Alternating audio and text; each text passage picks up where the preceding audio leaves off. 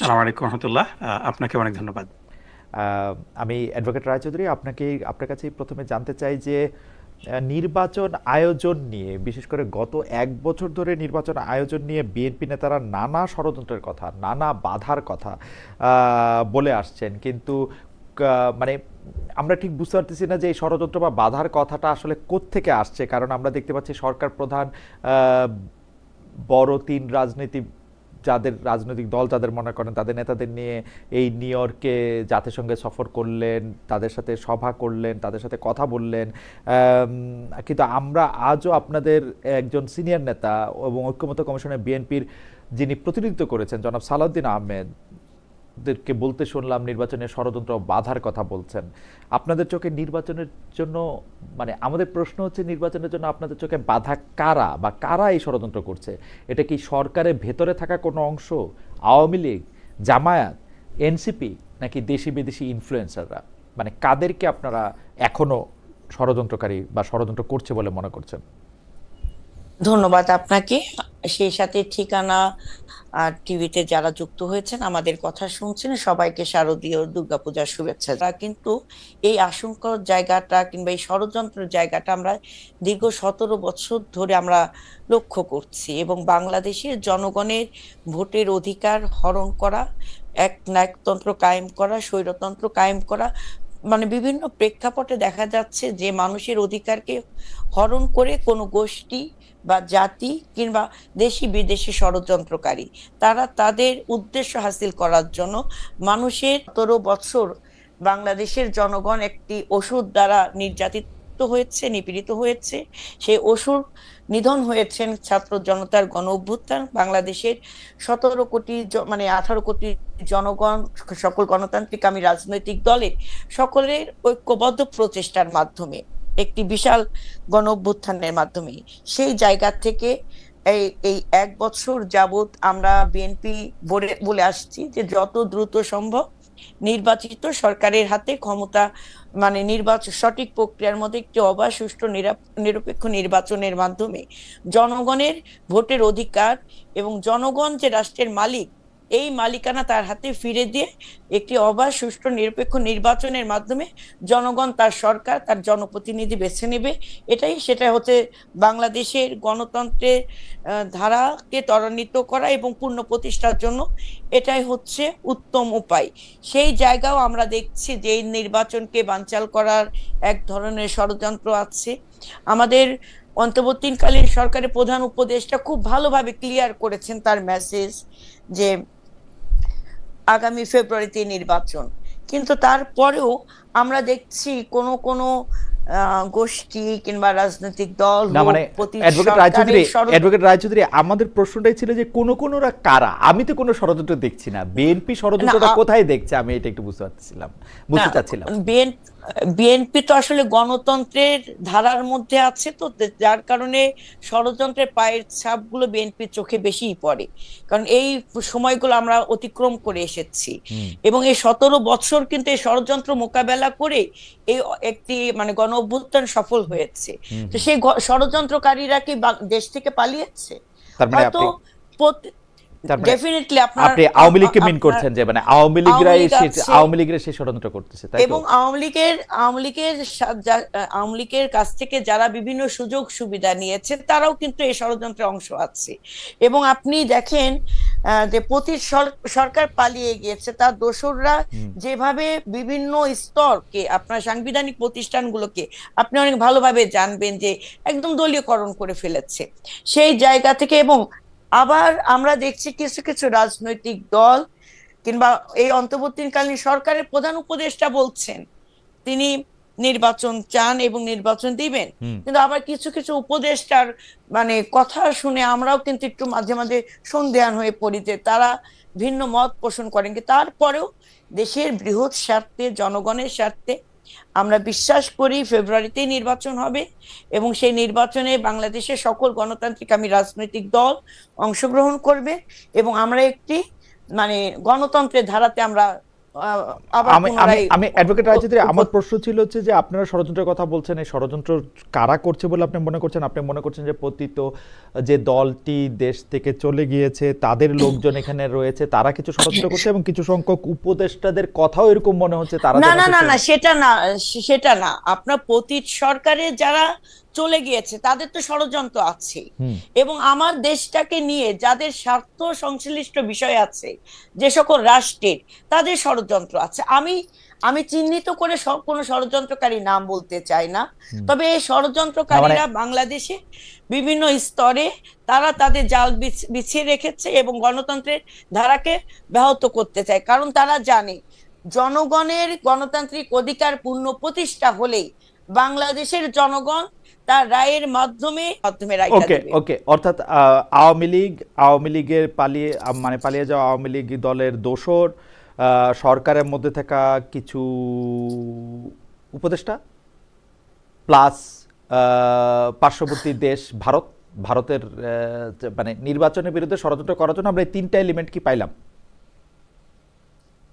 আমি স্পেসিফিক করে কোনো নাম বলতে চাচ্ছি না। ষড়যন্ত্রকারী অবস্থান সম্পর্কে বাংলাদেশের জনগণ সজাগ, এবং সেই ষড়যন্ত্রকারীকে মোকাবেলা করার জন্য বাংলাদেশের জনগণ প্রস্তুত।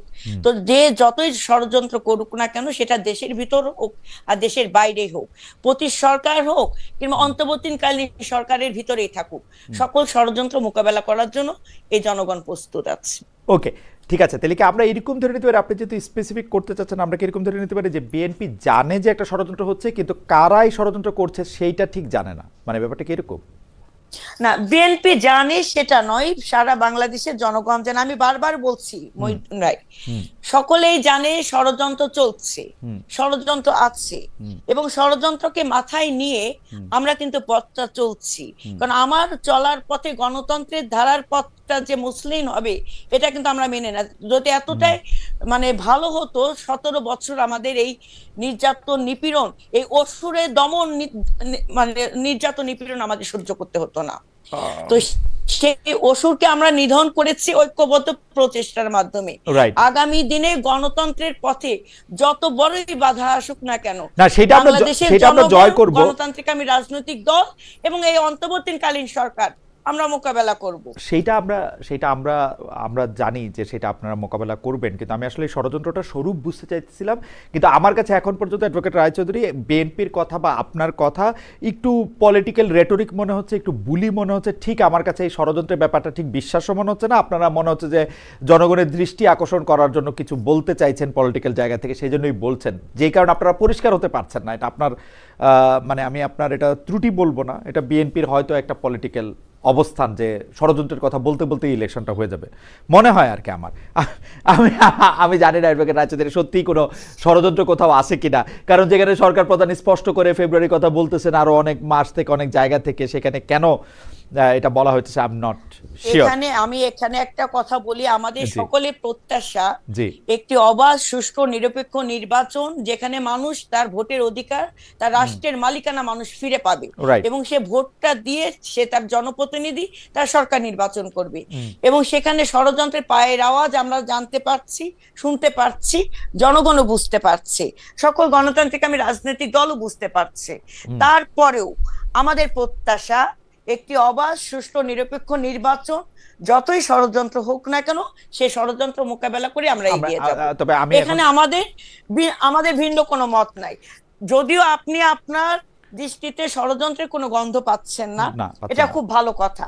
পজিটিভ নেগেটিভ সবকিছু থাকা দরকার আছে। তারপরে আপনি যেহেতু আপনার দৃষ্টিতে পুরো পথ ক্লিয়ার, আমাদের দৃষ্টিতে একটু থাকুক না সতর্কতা। সমস্যাটা কি? এটা তো জনগণের সতর্ক থাকেন, কিন্তু মানে ষড়যন্ত্রের কথাটা কি? ষড়যন্ত্রের কথাটা আমি তো মানে আমার তো পড়ালেখা কম, আমি ছোট ছোট জিনিস বুঝি, আমি এইসব বুঝি, এইসবের গল্প বুঝি। বাঘ বললে চিৎকার করলে যেদিন সত্যিকারে বাঘ আসবে সেদিন আপনাদের আর কেউ নাও বিশ্বাস করতে পারে। ষড়যন্ত্র যখন নাই বা যখন আপনারা দেখতে পাচ্ছেন না, তখন ষড়যন্ত্র বললে সত্যিকারের ষড়যন্ত্র আপনারা মোকাবেলা নাও করতে পারেন। আমার আশঙ্কা হচ্ছে এইটা।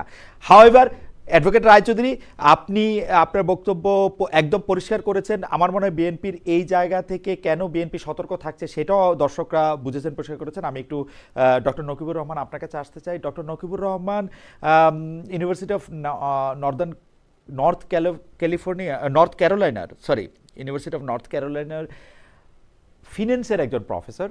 উনি, আমি যতদূর আপনাকে জানি যে আপনি শিক্ষক হিসাবে খুব জনপ্রিয়, আপনি সদা হাস্য মুখে কঠিন কঠিন গ্রেড দিয়েও আপনি আপনার শিক্ষার্থীদের মন জয় করতে পেরেছেন। সুতরাং আমার প্রশ্নে আপনি নিশ্চয়ই আরও মানে আরও খুশি হয়ে জবাব দিবেন, সেটা আমি জানি আরও নানা কারণে। কিন্তু ডক্টর নকিব, আমি একটা মৌলিক জায়গা থেকে মৌলিক প্রশ্ন। এবং বাংলাদেশে একটা বড় ধর্মীয় গোষ্ঠী দুর্গাপূজা পালন করছে, তাদেরকে অভিনন্দন, এবং তারা যেন শান্তিপূর্ণভাবে তাদের এই উৎসব পালন করতে পারে আমি এই কামনা ব্যক্ত করি। এবং আমি আশা করব সরকার তাদের সমস্ত নিরাপত্তা দেবে যাতে করে স্বাধীনভাবে তারা তাদের ধর্ম পালন করতে পারে। আমি নিপুণ আপাকে খুবই শ্রদ্ধা করি। বিগত দিনগুলোতে স্বৈরাচার বিরোধী আন্দোলনে তিনি জেলে গিয়েছেন, নির্যাতনের শিকার হয়েছেন।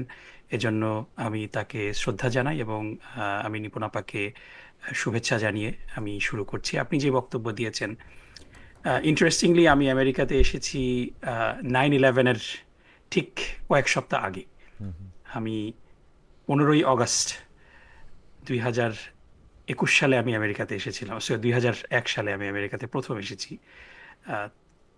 এবং আমেরিকাতে যারা প্রি 9/11 এবং পোস্ট 9/11 বসবাস করেন তারা বলতে পারবেন যে এটার মধ্যে একটা বড় পার্থক্য রয়েছে। 9/11-এর আগে আমেরিকাতে ফার্স্ট অ্যামেন্ডমেন্ট খুবই স্ট্রং, যেখানে ধর্মীয় স্বাধীনতাটাকে নিশ্চিত করা হয়, মত প্রকাশের স্বাধীনতাকে নিশ্চিত করা হয়। সেই first amendment was under attack after 9/11। So সেই সময় পার করে, যদিও আমি তখন থাকতাম খুব ছোট্ট একটা শহরে, আমি এসেছিলাম ইউনিভার্সিটি অফ মেইনে গ্র্যাজুয়েট স্কুলে। সেটা আমেরিকার অন্য অন্য জায়গা থেকে ভিন্ন, এবং আমি এটা নিয়ে লিখেওছি সিএনএনও আমার এক্সপিরিয়েন্স, আমার সিনিয়র বড় ভাইয়ের। সো এটা কিন্তু আমরা এক্সপিরিয়েন্স করেছি আমেরিকাতে। তারপরে দীর্ঘদিন ধরে আমি বাংলাদেশে ছিলাম 2004 থেকে 6 সালের মধ্যে। আবার 2006 সালে আমি এসেছি, আমি নিউ অরলিন্সে ছিলাম, আমি এখন নর্থ ক্যারোলাইনাতে থাকি। সো বিভিন্ন জায়গাতে থাকার কারণে আমরা দেখেছি যে এখানে সরকার পরিবর্তনের সাথে সাথে স্টেট গভর্নমেন্ট এবং স্টেট সেনেট, এই জায়গাগুলোতে যারা নিয়ন্ত্রণ করে তাদের কারো কারো মাঝে কিছুটা কিন্তু ইসলাম বিদ্বেষ পরিলক্ষিত হয়। আমেরিকাতে 12টা স্টেটে শরিয়া বিরোধী আইন পাশ হয়েছে এবং তারা জানেও না যে শরিয়া কি জিনিস। বেসিক্যালি এটা ইসলাম বিদ্বেষ থেকেই তারা করেছে।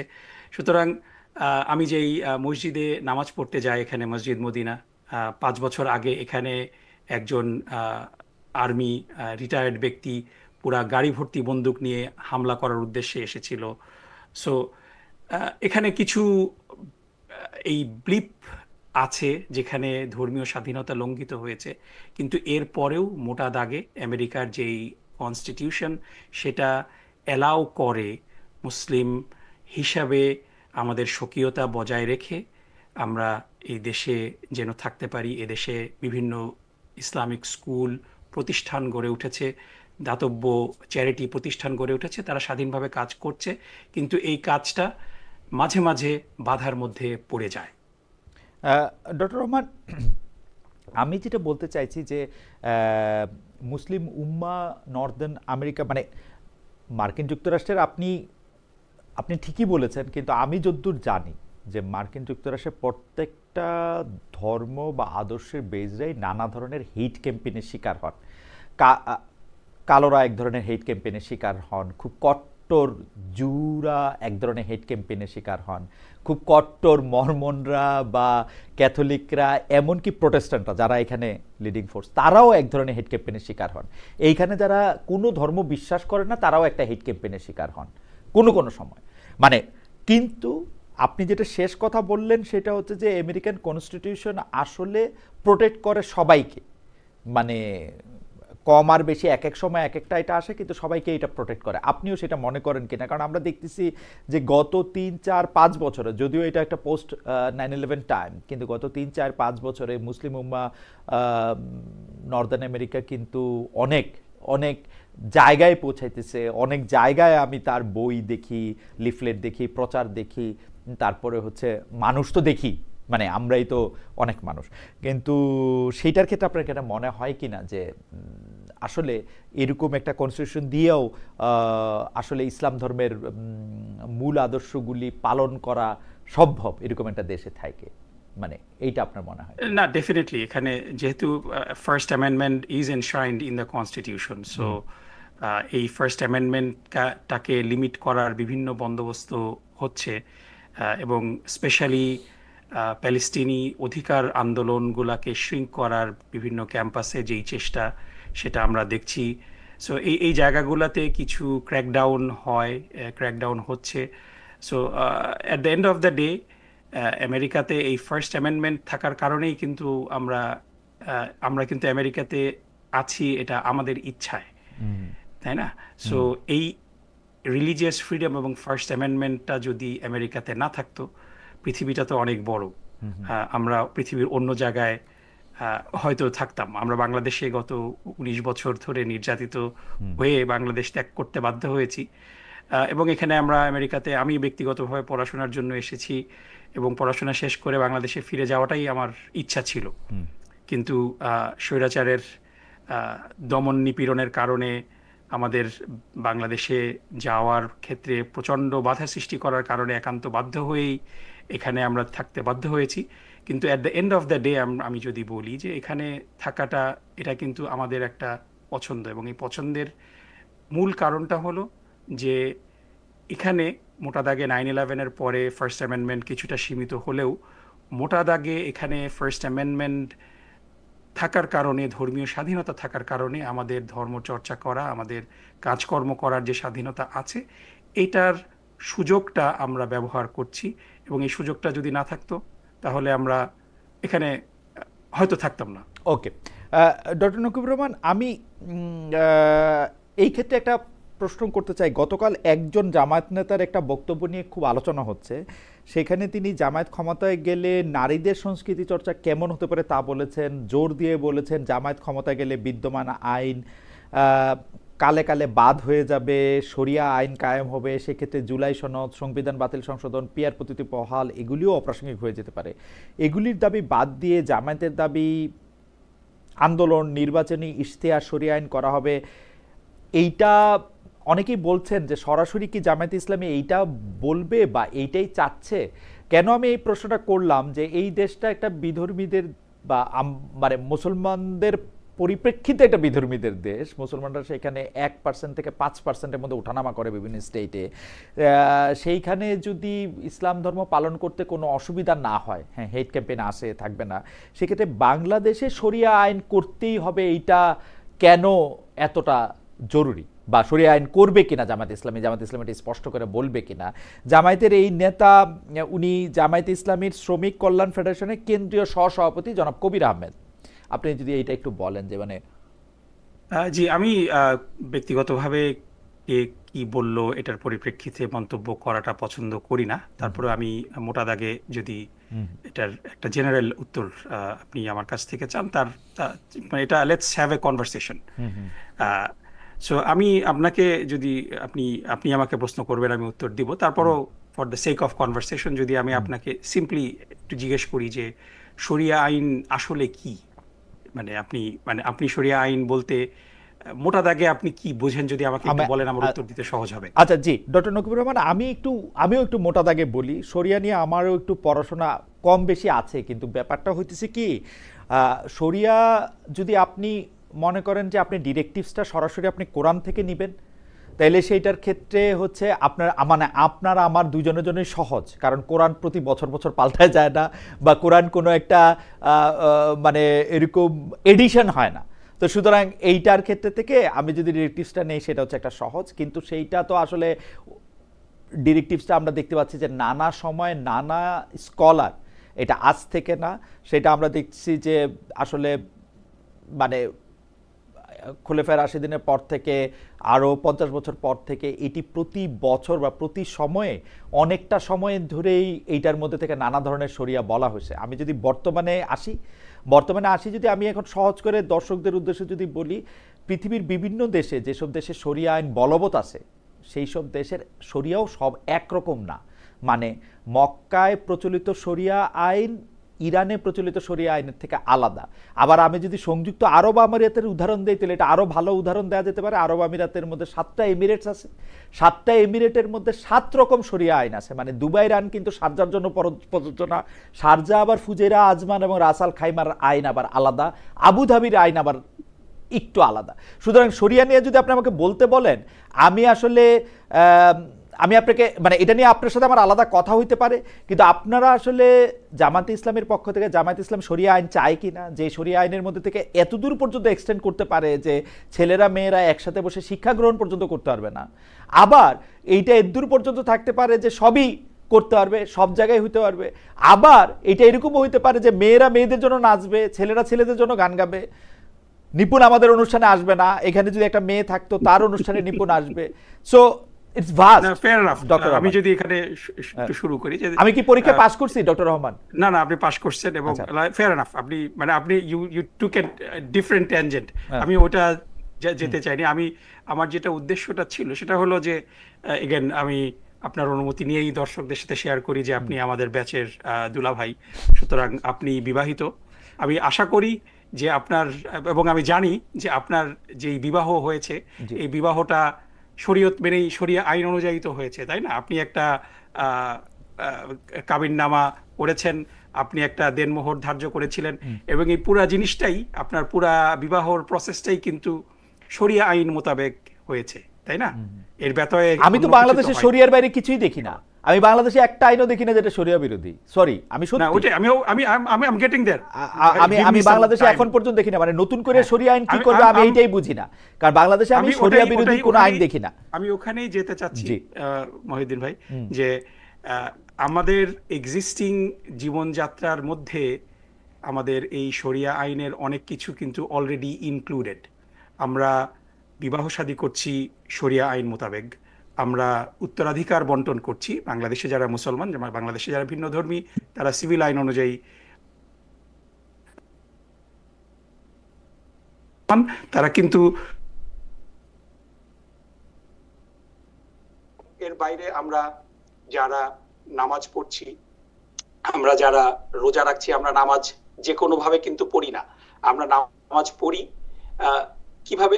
যেভাবে কোরআনে হাদিসের আলোকে বলে দেওয়া হয়েছে যে 5 ওয়াক্ত নামাজ পড়তে হবে, ফজরের নামাজ এই কয় রাকাত, জোহরের নামাজ এই কয় রাকাত, রোজা রাখছি একটা নির্দিষ্ট সময়। সো আমরা আমাদের ব্যক্তিগত ইবাদত যেরকম শরিয়া আইনের ভিত্তিতে করছি, আমরা আমাদের সামাজিক অনেক কাজকর্ম শরিয়া আইনের ভিতরে করছি, তেমনি ভাবে এটার একটা রাজনৈতিক ইমপ্লিমেন্টেশনও আছে। কিন্তু শরিয়া শব্দটাকে যেভাবে ডেমোনাইজ করা হয়, এটার একটা এক্সাম্পল আমি শুরুতেই আপনাদেরকে বললাম যে ইভেন আমেরিকার মতো দেশ যেখানে ধর্মীয় স্বাধীনতা নিশ্চিত আছে, সেখানে তারা জানেই না শরিয়া আইন কি জিনিস। এন্টি শরিয়া বিল পাস করে রেখেছে 12টা স্টেটে, including the state that I live in, north Carolina, Kansas, আরকানসা, Arizona সহ গুলাতে। সুতরাং এই শরিয়া শব্দটাকে ব্যবহার করে মূলত এটাকে মানে ইটস এ আপনি যদি শরিয়া নিয়ে গুগল করেন, ইভেন সাউদার্ন পভার্টি ল সেন্টার রেটরিকটাকে ইসলামোফোবিক একটা রেটরিক বলেছে। ডক্টর রহমান, শরিয়া নিয়ে আমার গুগল করার দরকার নাই। আমি শরিয়া নিয়ে আসলে আমি বলছি, আমি জেনারেলি বলছি যে এই প্রশ্নটা সামনে আনার যে মূল উদ্দেশ্যটা সেটা হলো যে ইসলামকে ডেমোনাইজ করা, ইসলামের আইন কানুন যে একেবারে প্রাচীন এই যুগের সাথে এটা খাপ খায় না। ডক্টর রহমান, আপনি হচ্ছেন ওয়েস্টার্ন একটা ইউনিভার্সিটিতে আপনি পড়ান, আপনি হচ্ছে মানে ওয়েস্টার্ন সিভিলাইজেশন বা ওয়েস্টার্ন সিভিলাইজেশনের যে লক্ষণগুলি সেটা আমার চেয়ে অনেক ভালো দেখেন। আমি কিন্তু নিউ ইয়র্কে থাকলেও আসলে বাংলাদেশে থাকি, কারণ আমার কাজকর্ম বাংলাদেশের ঘটনা নিয়ে। আমার কিন্তু এই যে শরিয়ার সংজ্ঞা আপনি আমাদের যেরকম জানতে চাইলেন, ইতিহাস বা গুগল, এগুলো আমার দরকার নাই। আমি ইসলামকে ডেমোনাইজ করা, শরিয়াকে ডেমোনাইজ করা আমার উদ্দেশ্যও না, আমার লক্ষ্যও না, বা আমার কিছু যে আসে না। যেমন আমি পার্সোনালি দেখি বাংলাদেশে শরিয়া বিরোধী কোনো আইন নাই। অনেকে আমাকে বলে থাকে যে ভাই বাংলাদেশে তো ইন্টারেস্ট খাওয়া যায়। আমি বলছি যে বাংলাদেশে ইন্টারেস্ট খাওয়াটা যে বাধ্য না, সেটা হচ্ছে শরিয়া বিরোধী আইন না। আমি ইচ্ছা করলে, আমি বহু লোককে চিনি যারা ব্যাংকের মধ্যে একটা চিঠি দেয় যে ভাই আমি ইন্টারেস্ট নিব না, এবং তার এটা ওইভাবে গৃহীত হয়। বাংলাদেশে যে মদ খাওয়া নিয়ে আইন হয়েছে, আমাদের এক ভাই আমাকে দৃষ্টি আকর্ষণ করছে, মদ খাওয়া নিয়ে একটা আইন হয়েছে সংসদে। মদ খাওয়া নিয়ে কি আইন হয়েছে এটা আবার একটু পড়েন ভাই, কষ্ট করে। পড়ালেখার তো কোনো বিকল্প নাই, তাই না? তো আবার একটু পড়েন, পড়লে এটা একটু বুঝতে পারবেন, এবং মদ কাকে বলে এইটাও আপনি একটু বুঝতে পারবেন। একটু পড়েন, পড়লে তো ভালো। এখন ঘটনা হইতেছে যে যেই বিষয়গুলি সামনে আসছে, আমরা ওইটারে আলাদা করে ওইটা নিয়ে যদি আমরা কথা বলি, যে আপনারা কি স্পষ্ট করে বলবেন যে ছেলে মেয়েরা কি ঢাকা ইউনিভার্সিটিতে বা অন্য ইউনিভার্সিটিগুলিতে একসাথে পড়াশোনা করতে পারবে, নাকি আলাদা আলাদা পড়াশোনা করবে? আমার কোনোটাতে কোনো অসুবিধা নাই, মানে মানুষ যদি ভোট দেয় কোনোটাতে কোনো, কিন্তু আপনারা পরিষ্কার করতেছেন কিনা অবস্থানটা? না, অবশ্যই আমাদের অবস্থান খুবই পরিষ্কার খালেদ মহিউদ্দিন ভাই। আমাদের অবস্থান খুবই পরিষ্কার যে আমরা, দেখেন, আপনার একটা উইশ লিস্ট থাকে জীবনে, যে আপনি 20টা জিনিস করতে চান, কিন্তু 20টা জিনিস তো আপনি একবারে করতে পারবেন না, তাই না? এবং জামাত ইসলামী তার যে কোর প্রিন্সিপাল আমরা যদি দেখি, যে জামাতের উদ্দেশ্য লক্ষ্য আমরা যদি পড়ি জামাতের গঠনতন্ত্র অনুযায়ী, এটা কিন্তু ক্ষমতায় যাওয়া না, 1 2 3 4 করে 5 এরকম করে কাজ না। জামাতের আমরা যারা জামাত ইসলামী করি, এটার আমাদের একটাই লক্ষ্য এবং উদ্দেশ্য, সেটা হলো যে আমরা বাংলাদেশের সামাজিক অর্থনৈতিক একটা পরিবর্তন আনার চেষ্টা করতে চাই, এবং এই চেষ্টা করার মাধ্যমে আমরা আল্লাহর সন্তুষ্টি অর্জন করতে চাই। এটা হলো আমাদের লক্ষ্য এবং উদ্দেশ্য। সুতরাং আমাদের পার্মানেন্ট কিছু লক্ষ্য উদ্দেশ্য আছে, কিন্তু আমরা সবকিছু একসাথে অর্জন করতে পারবো না। এটার জন্যই কিন্তু আমরা আলাদা করে নির্বাচনী ম্যানিফেস্টো দিই। আমি 20টা জিনিস চেতে পারি, কিন্তু এই 20টা জিনিস যে আমি চাচ্ছি, তার সাথে আমাকে যারা ভালোবাসে, আমাকে পছন্দ করে, কিন্তু আমার দল করে না, তারা আমার 20টা জিনিসের মধ্যে 15টা জিনিসের সাথে একমত। তখন আমি আমার ম্যানিফেস্টোতে এই 15টা জিনিসকেই অগ্রাধিকার দিব। এই 5টা জিনিসকে আমি বর্তমানে একটু I will slow down on that. তারপরে আমি আরো যখন আমার হরাইজনটা এক্সপ্যান্ড করব, আমার কোয়ালিশনটা এক্সপ্যান্ড করব, এই কোয়ালিশনের যারা শরিক, তারা যদি এই 15টার মধ্যে 10টা বিষয়ে একমত হয়, বাকি 5টা বিষয় নিয়ে তারা শিওর না, তখন কিন্তু আমাদের এজেন্ডা হয়ে যাবে 10টা। এজন্যই কিন্তু প্রত্যেকটা নির্বাচনের জন্য আলাদা করে ম্যানিফেস্টো আসে, এবং আমরা আমাদের ম্যানিফেস্টো নিয়ে কাজ করছি। এবং আমাদের ম্যানিফেস্টোতে, মেক নো মিস্টেক, আমাদের যেই কর্মসূচি, it is derived from our belief. আমরা এমন কোনো কাজ করি না যেটা কোরআন এবং সুন্নাহর পরিপন্থী। এবং আপনি যেটা বললেন যে বাংলাদেশে এখন বিদ্যমান আইনের অধিকাংশ আইনই, আমি একেবারে 100% বলবো না, বাট একেবারে 99% আইনই শরিয়া সম্মত, এবং আরো কিছু আইন যুক্ত তো করা যাওয়ার পসিবিলিটি আছে, কিন্তু সব তো আমরা একসাথে ইনক্লুড করতে পারবো না। বিকজ আমার মনে হয় ডক্টর রহমান, আপনার বক্তব্য পরিষ্কার।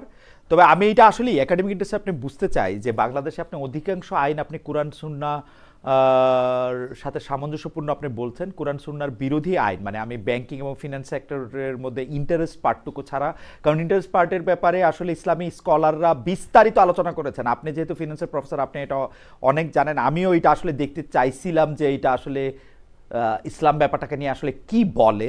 তো আমিও কিছু, তো আপনি নিশ্চয়ই এরপরে আমার সাথে যখন আপনার সঙ্গে যখন কথা করার সুযোগ হবে, আপনি আমার একটু বলেন যে মানে বাংলাদেশের স্পেসিফিক কোন আইনগুলি কোরআন সুন্নাহ বিরোধী বলে আপনার। আমি একটা সিম্পল এক্সাম্পল দিই, যেটা আমাদের সবচেয়ে বড় নির্বাচনী এজেন্ডা, এবং বাংলাদেশের মানুষ যে কারণে এখন জামাত ইসলামীর প্রতি কিছুটা আস্তে আস্তে আস্থাশীল হয়ে উঠছে। যে বাংলাদেশে মোটা দাগে সবচেয়ে বড় সমস্যা, আপনি যদি যে কোনো লোককে আপনি পোল করেন, বাংলাদেশের সবচেয়ে বড় সমস্যা হলো দুর্নীতি। দুর্নীতিতে আমরা বিশ্ব চ্যাম্পিয়ন হয়েছি কয়েকবার পর। এই দুর্নীতিকে রোধ করার কথা সবাই বলে, কিন্তু কথা বলা সহজ, কিন্তু কাজে প্রমাণ দেওয়াটা খুব কঠিন। এখানে আমার আব্বা যখন মন্ত্রী ছিলেন, মুজাহিদ সাহেব যখন মন্ত্রী ছিলেন রহমাহুল্লাহ, তারা তাদের মন্ত্রণালয়ের দায়িত্ব পালনকালীন সময়ে, ইউ ক্যান আস্ক এনিওয়ান, তারা কিন্তু বলবে বাংলাদেশে অনেক মন্ত্রীরাই সততার সাথে মন্ত্রিত্ব করেছেন, কিন্তু এটারও একটা স্ট্যান্ডার্ড আছে। They went above and beyond. তাদের মন্ত্রণালয়ে দলীয় কোনো কর্মী সমর্থকদেরকে তারা ভিড়তে দিতেন না। তাদের কারণে তাদের মন্ত্রণালয়গুলা একেবারে এই জায়গাটাতেই আমি বলছি যে এই যে দুর্নীতি করাটা অন্যায়, দুর্নীতি করাটা মূল্যবোধ বিরোধী, মোরালিটির সাথে এটাকে বাংলাদেশের কোনো আইনে কি আছে দুর্নীতি করার ন্যায়? না, এটাই এটাই বাংলাদেশের সকল বাংলাদেশের আদর্শ লিপি থেকে শাস্তিটা কিন্তু সেইভাবে ইমপ্লিমেন্টেড হচ্ছে না। সো এই জায়গাগুলোতে শাস্তি ইমপ্লিমেন্ট হইতেছে না আপনার বিচার বিভাগের জন্য, বিচার বিভাগের মানে কুক্ষিগত করার জন্য, বিচার বিভাগকে ভয় দেখানোর জন্য, কিন্তু আইনের তো অভাব নাই, আইন মানতেছেন না মানুষ। আইনের অভাব আছে খালিদ ভাই, আমি বলবো যে আইনের অভাব আছে।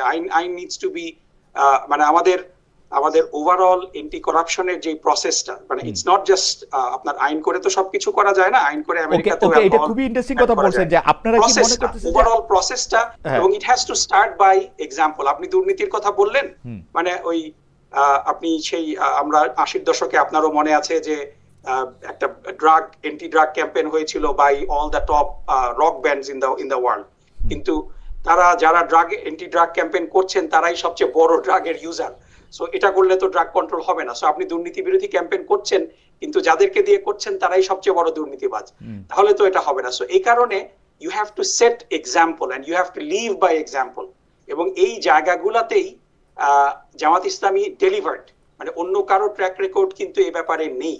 So this is something that we can build on, এবং প্রসেসটা আমাদের রিভ্যাম্প করতে হবে, তা না হলে পরে বাংলাদেশকে আমরা দুর্নীতি মুক্ত। আমার মনে হয় যে আমি আপনার কথা বুঝতে পারছি যে বাংলাদেশে জামায়াত ইসলামী আসলে দুর্নীতি দমনের যে বিচার কাজ বা শাস্তির প্রক্রিয়া সেইটাতে সে পরিবর্তন আনতে চায়, এবং সেটা শুধু শাস্তি না, প্রসেসও।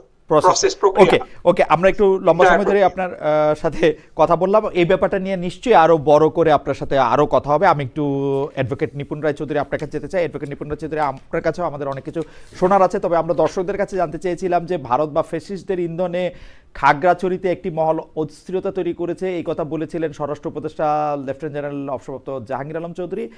দর্শকরা এই মন্তব্যকে সঠিক মনে করেন কিনা? শতকরা 76% দর্শক এটাকে সঠিক মনে করছেন, শতকরা 21% দর্শক এটাকে সঠিক মনে করছেন না, শতকরা 24% দর্শক এটাকে সঠিক মনে করছেন না।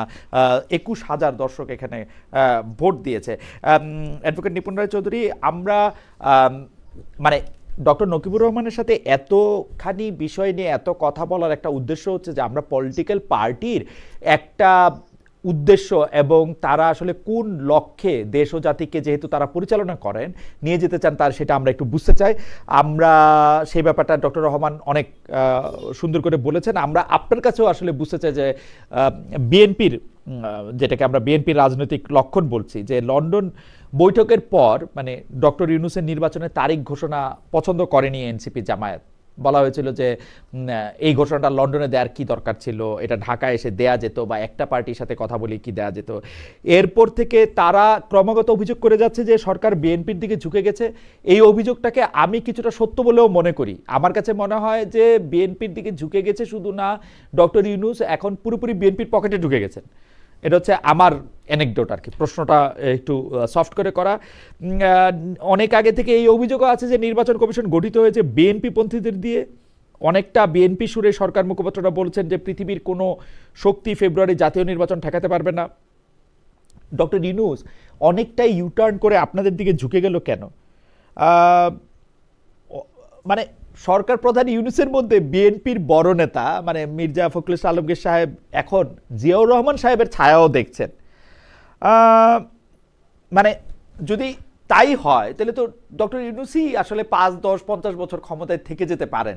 আপনারা নতুন করে আর নির্বাচন কেন, মানে আপনারা যদি জিয়াউর রহমান সাহেবের মধ্যে ডক্টর ইউনূস সাহেবের মধ্যে আপনারা জিয়াউর রহমান সাহেবের ছায়া দেখেন, তাহলে তো আর আপনাদের আর অসুবিধা কি? আপনাদের চিন্তা দর্শন তো ডক্টর ইউনূসই বাস্তবায়ন করতেছেন বা করবেন, তাই না? ধন্যবাদ খালিদ ভাই। আমি আমার বক্তব্যটা আমি ক্লিয়ার করি। আমাদের সংগ্রামী মহাসচিব সাহেব যে বক্তব্য দিয়েছেন, তিনি তার ব্যক্তিগত বক্তব্য দিয়েছেন এবং তার জায়গা থেকে তিনি তার মতামত পোষণ করেছেন। কিন্তু বাংলাদেশ জাতীয়তাবাদী দল সব সময় কিন্তু নির্বাচন এবং গণমানুষের অধিকার পুনঃপ্রতিষ্ঠার জন্য সংগ্রাম করেছে, লড়াই করেছে। এর থেকে বিএনপি কিন্তু কোনোভাবেই পিছু হটেনি। শত নির্যাতন এসেছে, নিপীড়ন হয়েছে, জেল মামলা হুলিয়া নিয়েও কিন্তু বিএনপি নেতৃবৃন্দরা এই রাজপথে গণ আন্দোলন গড়ে তুলেছে মানুষের উন্নয়ন প্রতিষ্ঠার জন্য।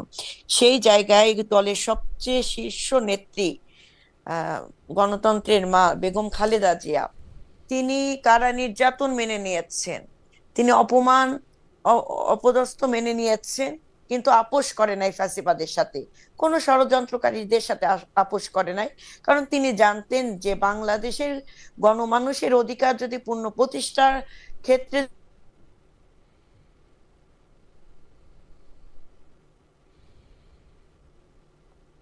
অ্যাডভোকেট নিপুণ রায় চৌধুরীর যোগাযোগটা একটু একটু একটু একটু ড্রপ করেছে। আমি একটু মাঝখানে একটু শুনিয়ে রাখি, আমাদের দর্শকরা মতামত দিচ্ছেন। ডক্টর নকিবুর রহমান আপনি আছেন, আপনাকে একটু পড়ে শোনাই। সেটা হচ্ছে যে জনাব বোরহানউদ্দিন মনির উনি বলছেন, খালেদ মহিউদ্দিন সাহেব আপনার অনুষ্ঠানে যারা ভারত বিরোধী অথবা ভারত বিরোধী তারাই আপনার অনুষ্ঠানে পার্টিসিপেট করে, মতামত দেয়, অথবা হাসিনা বিরোধী দ্বারা, ভারত বিরোধী যারা তারা পার্টিসিপেট করে এবং যারা হাসিনা বিরোধী। আচ্ছা, আরেকজন উনি বলছেন, জনাব খালেদ মহিউদ্দিন আপনাকে পলাতক শেখ হাসিনা যদি আওয়ামী লীগের সভাপতির দায়িত্ব দিতে চায় আপনি সেটা গ্রহণ করবেন কিনা জানাবেন। না, করব না। মানে জামাতি ইসলামের এখন যেহেতু অ্যাডভোকেট নিপুণ রায় চৌধুরী বাইরে আছেন, আমরা কিছু দর্শকের প্রশ্ন আপনার জন্য নিতে পারি যদি আপনি অনুমতি দেন ডক্টর নকিবুর রহমান। এবং আপনি চলে এসেছে। নিপুণ, আচ্ছা ঠিক আছে, তাহলে আমরা অ্যাডভোকেট রায়চৌধুরীকে শুনি। অ্যাডভোকেট রায়চৌধুরী, আপনি বলতেছিলেন যে আপনি পরিষ্কার করতেছিলেন। জি, তো হ্যাঁ, যে সেই জায়গা থেকে দেশনেত্রী বেগম খালেদা জিয়া গণমানুষের অধিকার প্রতিষ্ঠার জন্য তিনি আপোষ করে নাই, ফ্যাসিবাদদের সাথেও না, দেশি বিদেশি কোনো ষড়যন্ত্রকারীদের সাথে না, গণমানুষের অধিকার পূর্ণ প্রতিষ্ঠার স্বার্থে। এবং দলে তার গ্রেফতার হওয়ার পর দলের ভারপ্রাপ্ত চেয়ারম্যান তিনি সকল গণতান্ত্রিক রাজনৈতিক দলকে ঐক্যবদ্ধ রেখেছে, এবং তিনিও কোনো আপোষে না যে তিনি 24-এর যে নির্বাচন, আমি দামি স্বামী নির্বাচন, সেটা বর্জন করেছেন। এই যে একটা সংগ্রাম নেতৃত্ব দেয়া এবং বাংলাদেশের মানুষের অধিকার পূর্ণ প্রতিষ্ঠা করার সবচেয়ে বৃহৎ রাজনৈতিক দলের যে দায়িত্ব, এই দায়িত্বই কিন্তু মানুষের আস্থা অর্জনের একটি বড় ক্ষেত্র। এখন বিগত দিনে যে সরকার, কোন সরকার দুর্নীতি করেছে, কোন সরকার দুর্নীতি চ্যাম্পিয়ন হয়েছে, আমি ধরে নিলাম সব সরকারের আমলেই দুর্নীতি হয়েছে, কিন্তু সেই দুর্নীতির ভাগ যে সকল রাজনৈতিক দলরা নীরবে নিবৃতে মেনে নিয়েছেন, আওয়াজ তোলে নাই জনগণের পক্ষে, আবার নিজের পকেটও ভারী করেছে। এখন এসে তো ফেরেশতা সাজলে হবে না। আপনি যদি অন্যায় করেন, অন্যায় না করেন, অন্যায় প্রতিবাদ তো আপনাকে কেউ করতে না করে নাই, আপনি যখন নিঃশব্দে সবকিছু মেনে নেন, তাহলে আপনিও কিন্তু সেই অপরাধী একজন। তো সেই জায়গায় আমি আমার শ্রদ্ধেয় ভাইকে আমি বলতে চাই যে আসলে আমরা রাজনীতিটা করি সবাই জনগণের স্বার্থে। আমরা সব সময় চিন্তা করি, বিএনপি চিন্তা করে যে গণমানুষের অধিকার পূর্ণ প্রতিষ্ঠায় এবং গতানুগতিক রাজনীতি থেকে বেরিয়ে এসে মানুষের মনোজগতের যে পরিবর্তন হয়েছে এখন, সেই মনোজগতের সাথে তাল মিলিয়ে আগামীর বাংলাদেশটাকে আমাদের গড়তে হবে। সেই জায়গা থেকে আপনি যে প্রশ্নটা করেছেন যে মানে আপনার, হ্যালো, জি আমরা শুনতে পাচ্ছি আপনাকে, হ্যালো, আপনাকে শুনতে পাচ্ছি। জি জি, সেই জায়গা থেকে আগামী নির্বাচনে যে আপনার অন্তর্বর্তীকালীন সরকারের প্রধান উপদেষ্টা বিএনপির সাথে বৈঠক, বিএনপি একটি বৃহৎ রাজনৈতিক দল, সেই দলের সাথে তো বৈঠক তো উনি করবেন, বরং আরো প্রথমেই করা উচিত ছিল। তখন সরকার এই বৈঠকে আসেন নাই, কিংবা তিনি দেশে থেকেও কথা বলতে পারতেন। তিনি মনে করেছেন বিদেশের মানে লন্ডনে যে কোনো না, মানে কিন্তু বৈঠক না, হয় কিন্তু এবং অ্যাডভোকেট তার রায়চৌধুরী, পরবর্তীতে অ্যাডভোকেট নির্বাচন রায়চৌধুরী এগুলি দিয়েছে। ঠিকই আছে, কিন্তু কিন্তু আপনারা তো ডক্টর ইউনূসের, ঠিক আছে, ডক্টর মানে ডক্টর ইউনূস তো এখন আপনারা যেটা বলতেছেন সেটাই করতেছেন, তাই না? মানে আপনাদের না তো না না আলাদা করে আদর্শ না না সেটা দেখতে পাচ্ছি না। এইটা না, কেন আলাদা আদর্শ দেখতে আপনারা শুধু পাবেন এখানে না? একটা নির্বাচন চাইতেছেন, বিএনপি তো আপনারা আপনারা জাতীয়তাবাদের আপনারা আদর্শ শুধু নিয়ে এগিয়ে যাচ্ছে। আপনারা শুধু একটা নির্বাচন বিএনপি চাইতেছেন, সেই যে নির্বাচনটার মধ্যে থেকে না, আপনারা ধারণা করতেছেন যে মানে যে কোনোভাবেই হোক যত তাড়াতাড়ি নির্বাচন হয় তত রাষ্ট্রীয় সাংবিধানিক প্রতিষ্ঠানগুলোকে দলীয়করণ করা হয়েছে এবং দুর্নীতি শীর্ষ পর্যায়ে চলে গিয়েছে। সেখানে এমনভাবে সরকার রাষ্ট্র কাঠামোকে তৈরি করেছে যেখানে ভিন্ন মত এবং ভিন্ন গোত্র বলেন, ভিন্ন চিন্তা ভাবনার মানুষের কোনো স্থান সে জায়গা নেই। সেই জায়গায় রাষ্ট্রকে যদি আপনাকে মেরামত করতে হয়, তাহলে তো আগে আপনাকে পুনরায় সে গণতন্ত্রের ধারায় আসতে হবে, যেটা হাসিনা নষ্ট করে দিয়েছে, ভেঙে দিয়েছে। সেই কাঠামোকে আপনাকে ঠিক করতে হবে। তার জন্য কি আপনার নির্বাচন দরকার। বিএনপি নির্বাচন তো ক্ষমতায় যাওয়ার জন্য করছে না ভাই। নির্বাচনের কথা বিএনপি বলছে মানুষের অধিকার পূর্ণ প্রতিষ্ঠার জন্য।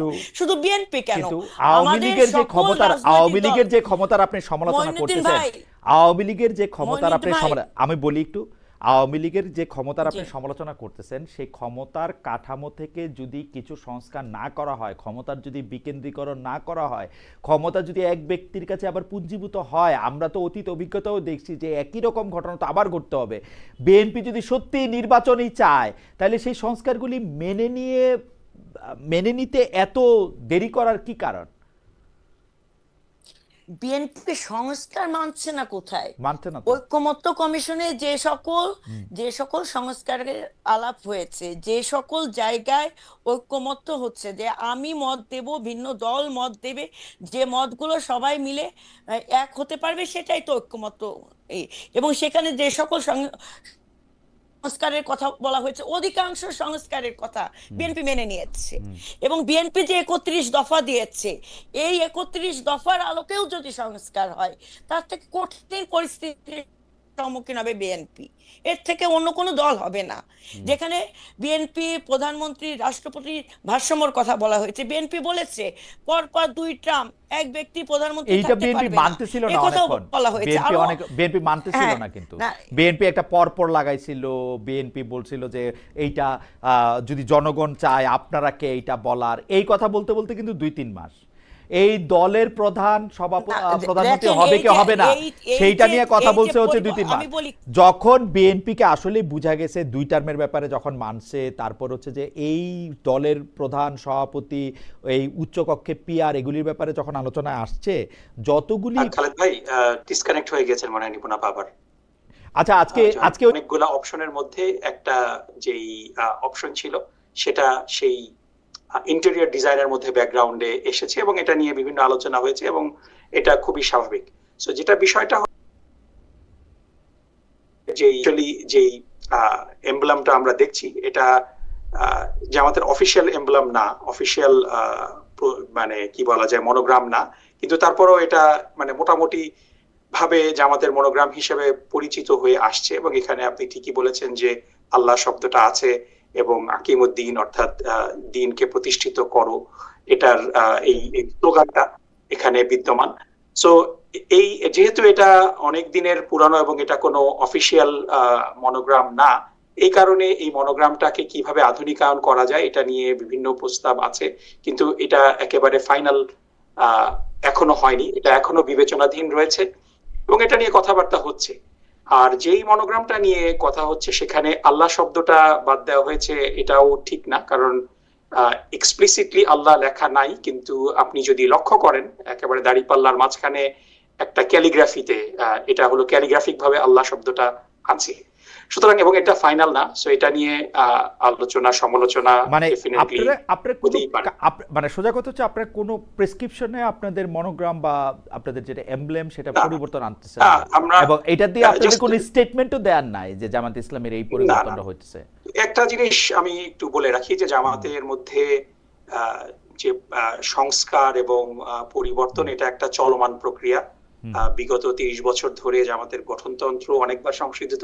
আমি কিন্তু জামাতের পরিবর্তনটা মানে খুবই ইতিবাচকভাবে পরিবর্তনটা আমি ইতিবাচকভাবেই লক্ষ্য করি। যে আমি কিন্তু দেখি যে মানে জামায়াতের যে ছাত্র সংগঠন ইসলামী ছাত্র শিবির ঢাকা ইউনিভার্সিটিতে যখন ডাকসুর ক্যাম্পেইন করেছে, তখন যারা মানে যেভাবে ক্যাম্পেইনটা করা হয়েছে, এইভাবে জামাতে ইসলামী আর কখনো কোথাও কখনো ক্যাম্পেইন করে নাই, জামাতে ইসলামীও করে নাই, ইসলামী ছাত্র শিবিরও করে নাই। আমি একজন জামাতের নেতাকে জানতে চেয়েছিলাম যে আপনারা কি এটা দলগতভাবে এটার পরিবর্তন এনেছেন কিনা, এটা পরিবর্তন এনেছেন কিনা। তিনি তার মতো জবাব দিয়েছেন। ডক্টর রহমান, আপনিও কি বিষয়টা খেয়াল করেছেন যে ইসলামী ছাত্র শিবির যেভাবে ক্যাম্পেইন করেছে বা ইসলামী ছাত্র শিবিরের নেতৃত্বে, মানে সব জায়গায় তো আবার একটু টেকনিক্যালি রাইটও থাকতে হয়, কারেক্টও থাকতে হয়।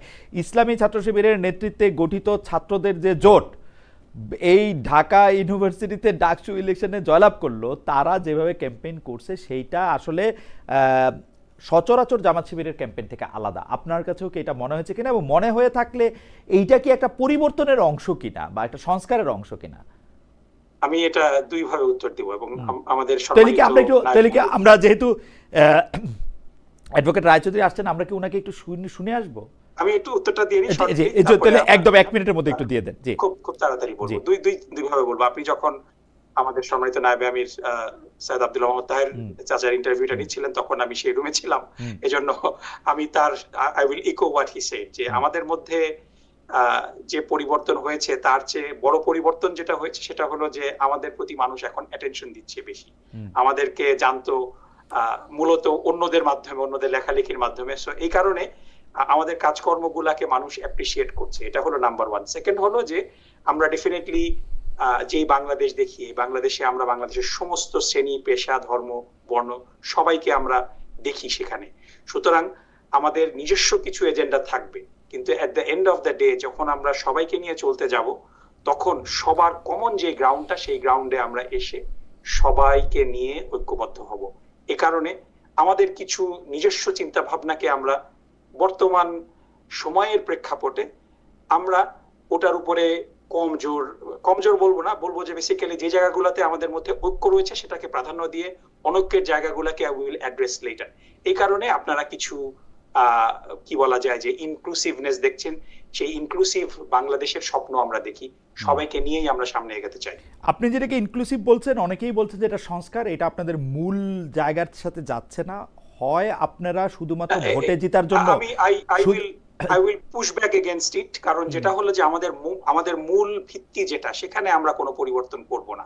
কারণ আমরা একটা ভিত্তির উপরে আমাদের এই বাড়িটা বিনির্মাণের চেষ্টা করছি। সেই ভিত্তিটা যদি দুর্বল হয়ে যায়, তাহলে পরে আমাদের বাড়িটাই দুর্বল হয়ে যাবে। আমরা যেটা করতে চেষ্টা করছি সেটা হলো যে আমাদের এই বাড়িতে সবাইকে আমন্ত্রণ জানাতে চাচ্ছি, এবং এই বাড়িতে ঢোকার ক্ষেত্রে যদি কারো কোনো বিষয়ে, ধরেন একটা এক্সাম্পল দেই, আমি এক্সাম্পলটা সবসময় সবার ক্ষেত্রে অ্যাপ্রোপ্রিয়েট হবে বলে মনে করি না। ধরেন আমাদের বাড়ির দরজাটা একটু ছোট, যার কারণে যারা একটু লম্বা তারা ঢুকতে পারছে না, তাদের কারণে আমরা দরজাটা একটু বড় করে দেব, যাতে করে সবাই আমার বাসার মধ্যে প্রবেশ করে। কিন্তু এর মানে এই না আমি একজনকে বাসার মধ্যে দরজাটা বড় করে প্রবেশ করতে দিলাম, তার অর্থ এই না যে আমার ভিত্তিটাকে পরিবর্তন। আমরা এটা যা করা দরকার আমরা করব। দরজার উদাহরণটা ভালো হয়েছে যে আমরা সবাই ঘরের মধ্যে ঢোকার পরে দরজাটা বন্ধ করে দিবেন কিনা সেটাও আবার একটু দেখতে হবে। আমি একটু অ্যাডভোকেট রায়চৌধুরীর কাছে যেতে চাই। তবে অ্যাডভোকেট রায়চৌধুরী, আপনি যদি একটু সংক্ষিপ্ত, আপনার লাইনটা সেটেল হয়েছে আমি আশা করি, যে মানে এটা টেস্ট করে এটা সেটেল করা হয়েছে। আমি সংক্ষেপে বলি যেটা আপনি বলছিলেন, যে বিএনপির পেটের ভিতর ডক্টর ইউনূস সাহেব ঢুকে যায়নি কিংবা পকেটে ঢোকেনি, সেটা ঢোকার কোনো সুযোগ নেই। কারণ তিনি যে জায়গায়, যে প্রেক্ষাপটে তাকে দায়িত্ব আছে, নির্বাচন মানুষের প্রত্যাশার জায়গা। নির্বাচনকে নিয়ে মানুষ 17 বছর ধরে মানে এই তার অধিকার ফিরে পাওয়ার জন্য যুদ্ধ করেছে, সংগ্রাম করেছে। 1,500-এর অধিক ছাত্র জনতা এই গণ অভ্যুত্থানে শহীদে মৃত্যুবরণ করেছে। সেই জায়গা থেকে নির্বাচন অনিবার্য। তিনি তার সঠিক ট্র্যাকে আছে, এবং বিএনপি সার্বিকভাবে তাকে সহযোগিতা করছে। প্রত্যেকটি রাজনৈতিক দল সহযোগিতা করছে, কেউ কিন্তু অসহযোগিতা করছে না, আমরা দেখছি না। এবং সেই জায়গা থেকে বিএনপি না যতটুকু নির্বাচনের মাঠে আছে, তার থেকে বেশি নির্বাচনের মাঠে আছেন জামাত ইসলাম সহ অন্য রাজনৈতিক দল। তো সেই জায়গা থেকে তাদের কিন্তু কোনো ঘাটতি নাই। তারা কিন্তু জনগণের কাছে যে ভোট চাচ্ছে, তারা কিন্তু বলছে না জনগণকে আমরা পিয়ার চাই। তারা মিছিল মিটিং এ কিছু পিয়ারের আবদার তুলেন কিংবা অন্য কোনো কথা বলেন। তো সেই জায়গা থেকে এখন নির্বাচন গতানুগতিক ভাবে হবে, কারণ আপনি যদি একটা সিস্টেম পরিবর্তন করতে চান, সেই সিস্টেমটাও আপনাকে গণতান্ত্রিক ধারার মধ্যে দিয়ে পরিবর্তন করতে হবে। যেটা আপনার ফ্যাসিস্ট সরকার যেমন তেমন করে সংবিধানকে টেনে হিসড়ে ছিঁড়ে ফেলেছেন, বর্তমান সরকার দ্বারা কিন্তু সেটা সম্ভব নয়। তারা তাদের মতো করে সাজিয়েছেন, তাদের মতো করে বিচার বিভাগকে ব্যবহার করে সংবিধানকে কাটা ছেঁড়া করে তাদের মতো করে করেছেন। কিন্তু আগামী জাতীয় নির্বাচন জনগণের গতানুগতিক ধারার মতো করেই নির্বাচন হবে, এবং পরবর্তীতে যদি কোনো ভিন্ন রায়চৌধুরী, আমি বলে রাখি, বাংলাদেশে এবার যদি সাধারণ সংসদ নির্বাচনে পিয়ার পদ্ধতি আসলে অ্যাপ্লিকেবল হবে বলে আমি মনে করি না। কিন্তু যদি এটা অ্যাপ্লিকেবল হয় তাহলে আপনারা এটাকে একদম যান জীবন পরাণ দিয়ে এটাতে বাধা দিতেছেন কেন? মানে এটাতে কি সমস্যা আপনাদের? এমনিতেও তো জনগণ আপনাদেরকে, আমি বলি আপনারা ধরেন আপনি ঢাকা 1 আসন, রাইট? আপনার 3, আচ্ছা ধরেন ঢাকা 3, আচ্ছা ঢাকা 3 আসন থেকে আপনি জনাব তারেক রহমানের মাধ্যমে মনোনীত হয়েই তো এখানে একটা ইলেকশন ক্যাম্পেইন করবেন। পিআরের মাধ্যমে আপনার নামটাই যদি উনি দিয়া রাখে, ধানে যদি একটা ভোট পড়ে, আপনার অসুবিধা কি? আপনার এটাতে কি প্রবলেম? ওইটাই তো গণতন্ত্র, ওইটাই তো স্বৈরতন্ত্র। কেন স্বৈরতন্ত্র? আমরা তো না, আমি আপনাকে বলি, জনগণ রায় দেবে, জনগণ তার রায় দেবে, তার জনপ্রতিনিধি নির্বাচন করবে, সেই জনপ্রতিনিধির সাথে তার তাহলে আপনারা আগে একটা প্রাইমারি করেন, আমেরিকার মতো আপনারা আগে একটা প্রাইমারি করেন যে জনগণ আসলে আপনাকেই চাই কিনা। ডেফিনেটলি প্রাইমারিও যদি করতে হয় তার জন্য একটা স্বাভাবিক নির্বাচন হবে, তারপর আপনি প্রাইমারি টেস্ট খেলতে পারেন। এখন আর সুযোগ নাই। এখন 17 বছর পর জনগণ, আমি কিন্তু এখন আর কোনো টেস্ট খেলার সুযোগ নাই। আমি কিন্তু আনফরচুনেটলি বুঝিও না জামাত কেন পিআর চায়, আমি এইটাও বুঝি না বিএনপি কেন পিআর চায় না। কারণ জামাতের পিআর চাওয়াটা আমার কাছে হাস্যকর মনে হয়, বিএনপির বাধা দেওয়াটা ডাবল হাস্যকর মনে হয়। না, বিএনপি বাধা দিচ্ছে না। বিএনপি এটা অযৌক্তিক দাবি, এটা একটা রাজনৈতিক দল করছে যেটা জনগণের সাথে সম্পৃক্ত নাই, যে দাবির সাথে জনগণ পরিচিত নাই, সেই ব্যাপারগুলো বিএনপি তুলে ধরছে। বিএনপি বাধা দিবে কেন? কিন্তু অ্যাডভোকেট রায়চৌধুরী গণতান্ত্রিক চর্চা করতে পারে। অ্যাডভোকেট রায়চৌধুরী, আসেন আমরা একদম সত্যিকারের অবস্থাটা দেখি। আপনি আসলে ঢাকা 3 আসনে যদি আপনার নেতা চান, বেগম খালেদা জিয়া যান, যদি তারেক রহমান চান, আপনি এমনিতেও এমপি পদের মনোনয়ন পাবেন। যদি আপনার পিআর ছাড়াও আপনি নির্বাচন হয়, আপনি এখান থেকে এমপি হবেন যদি জনগণ আপনারা চায়। যদি পিআর সহ হয় তাহলেও আপনি এমপি হবেন যদি জনগণ চায়। আমি আপনার বাধা দেওয়ার হিসাবটা বুঝি না, মানে জনগণ বাধা দেয়। আমি এই জায়গাটা ক্লিয়ার করি, বলেন তো। পিআর পদ্ধতিতে ধরেন আপনার 300 আসনে বিএনপি পেল 200, এই 200 জনগণ নির্বাচন করলো না, জনগণ তার জনপ্রতিনিধি নির্বাচন করলো না। জনগণ কাকে ভোট দেবে? জনগণ ব্যক্তিকে দেখবে, মার্কা দেখবে।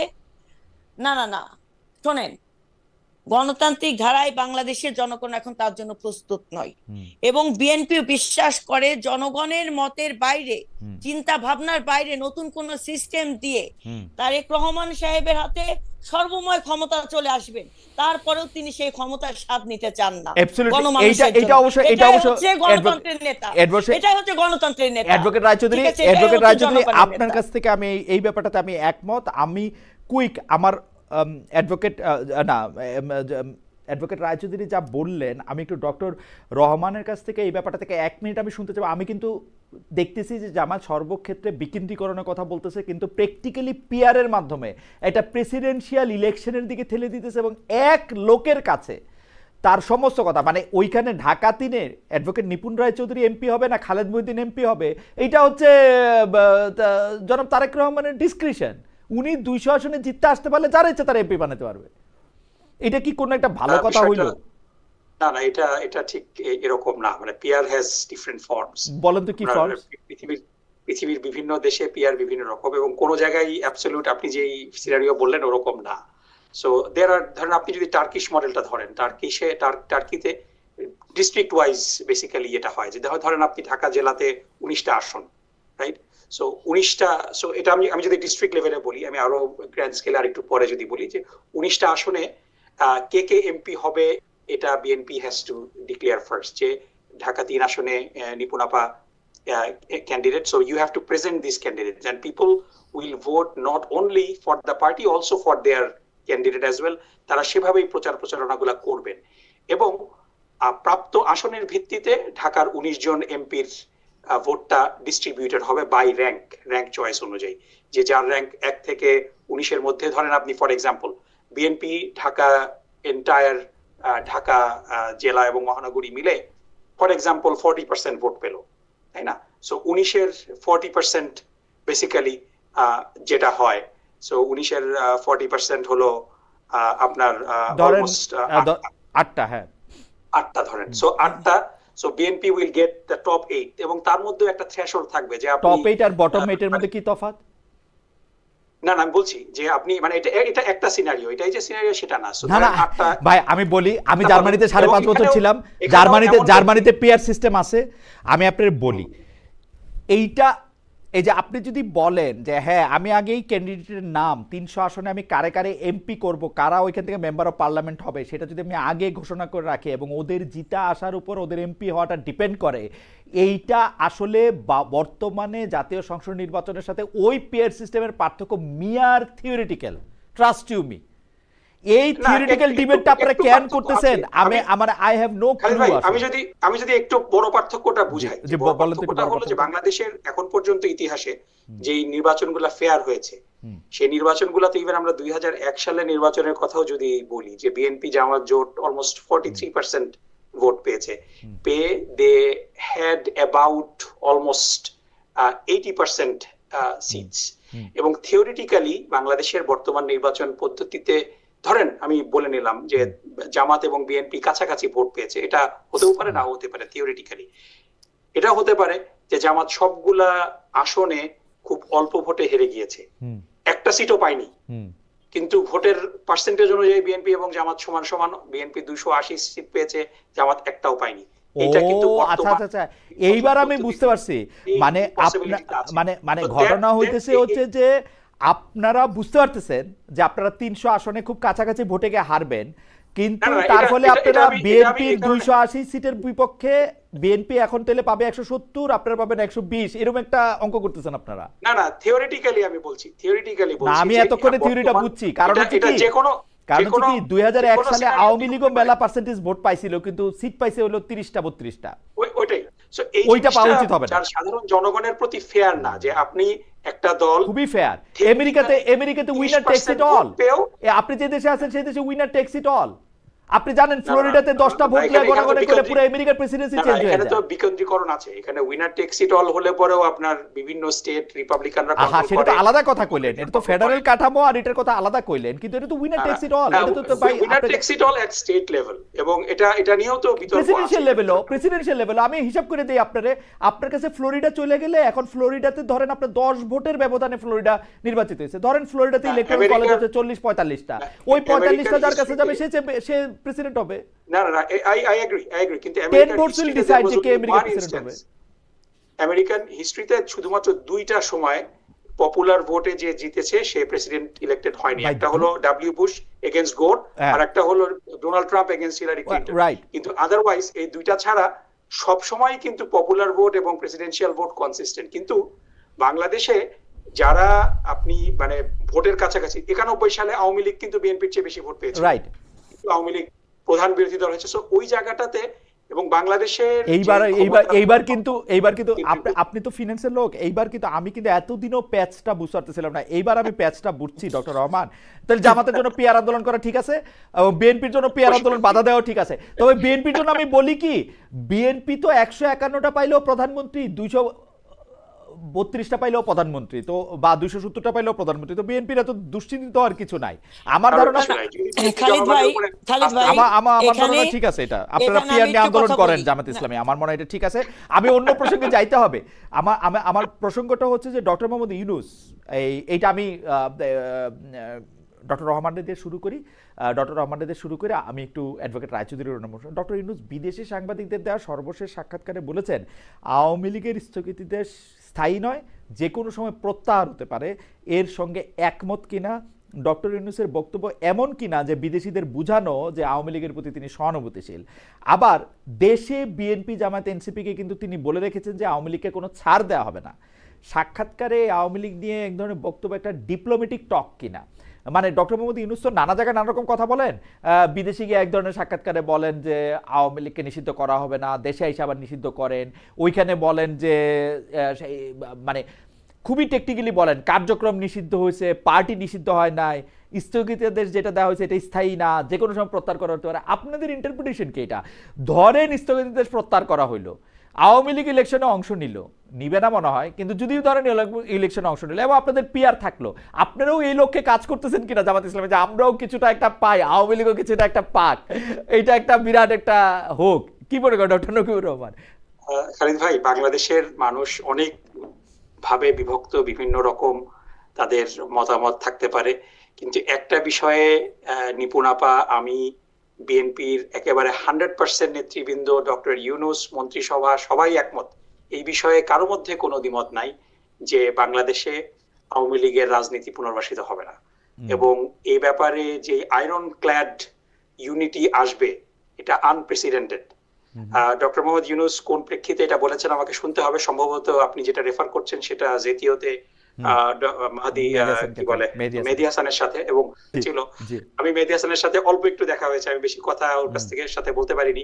So I need to listen to it carefully, কারণ মেইনলি ফটো কার্ডে যেই বক্তব্য আসে আমরা দেখেছি যে আসল বক্তব্য entirely different, so out of context. So কনটেক্সটটা কি এটা নিয়ে আর একটু ডিটেল না জেনে মন্তব্য করাটা সমীচীন নয়, কিন্তু আমি আপনাকে নিশ্চিত করে বলতে পারি ডক্টর মোহাম্মদ ইউনূস সাহেবের সাথে আমাদের কথা হয়েছে। আমরা গত 8 দিন সময় অনেকটা সময়ই আমরা বিএনপির নেতৃবৃন্দ এবং এনসিপির নেতৃবৃন্দ একসাথে থেকেছি। এই বিষয়ে আমি উপদেষ্টাদের সাথেও কথা বলেছি।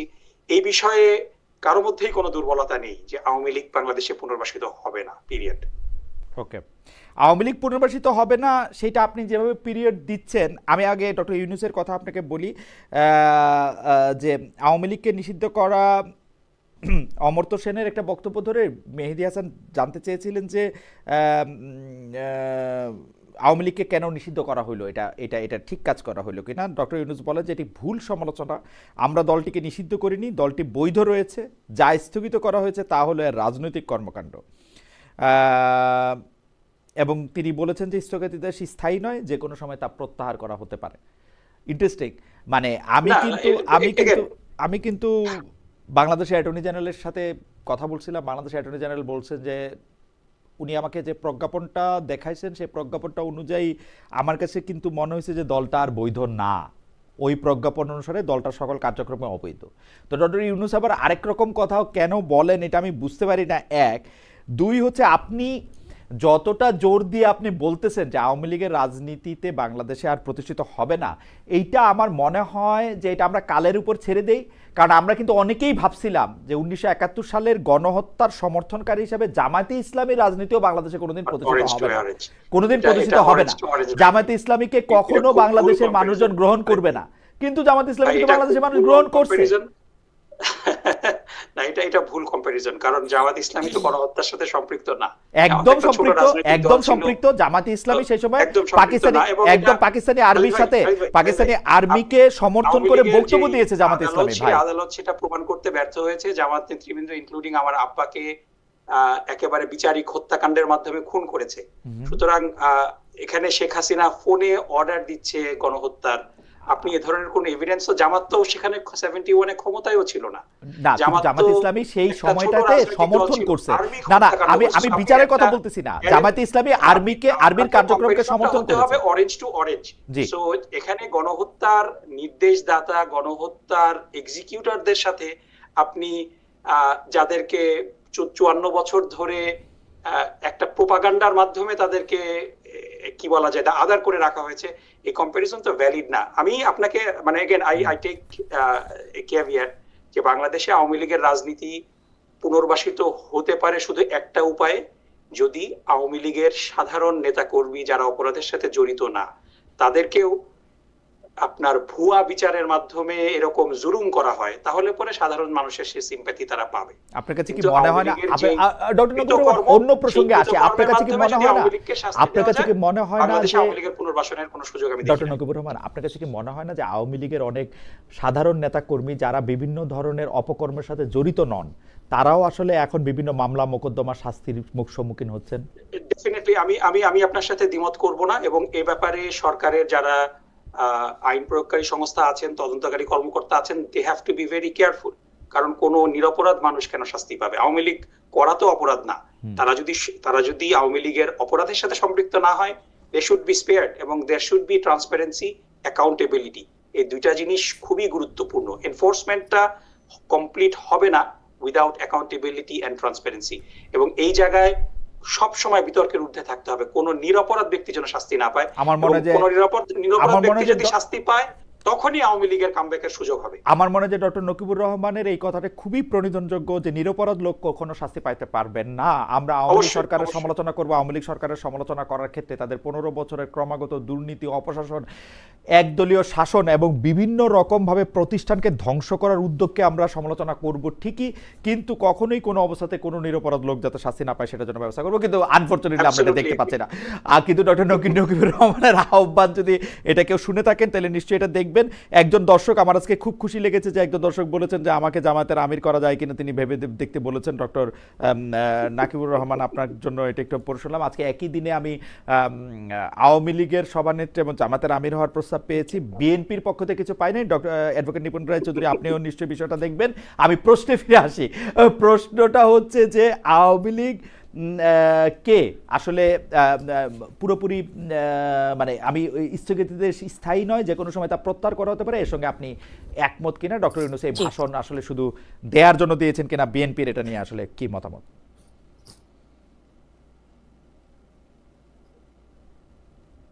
অ্যাডভোকেট রায়চৌধুরী।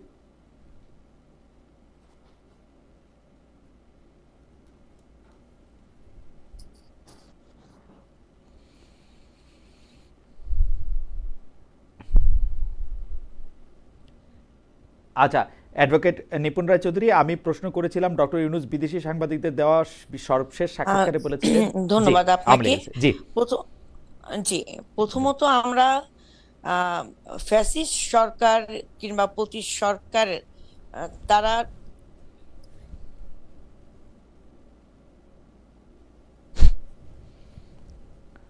নিপুণ রায় চৌধুরীর ইন্টারনেট তো,